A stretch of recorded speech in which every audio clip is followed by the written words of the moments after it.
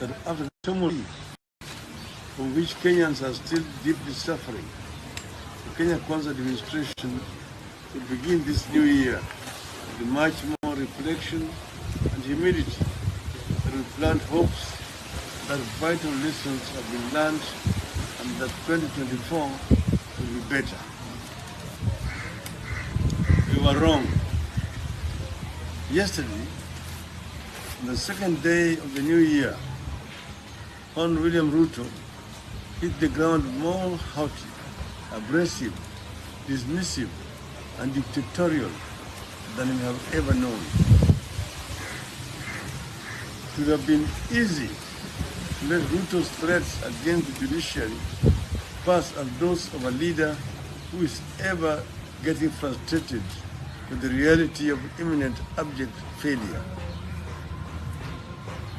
Certainly, the threats that Kenya Kwanza regime continues to huff and puff about must be seen in their correct context as a scapegoating and diversionary tactic from the pressing social and economic pressures the regime has subjected the people to. On the subject of Mr. Ruto's latest strange rage, judiciary is too critical to the well-being of our country and our democracy, making it extremely important that we call Ruto out and tell him that he has crossed the line.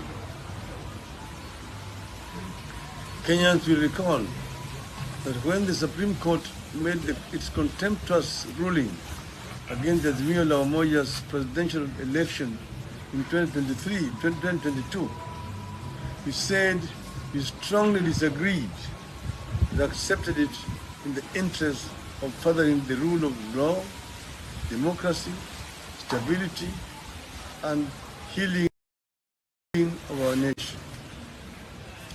It remains our position to date that disobeying court rulings is a sure path to chaos and the collapse of a nation.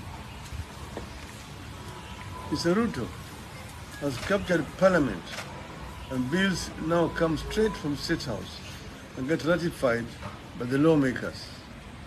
Sometimes up to 2 bills or 3 are ratified in one afternoon.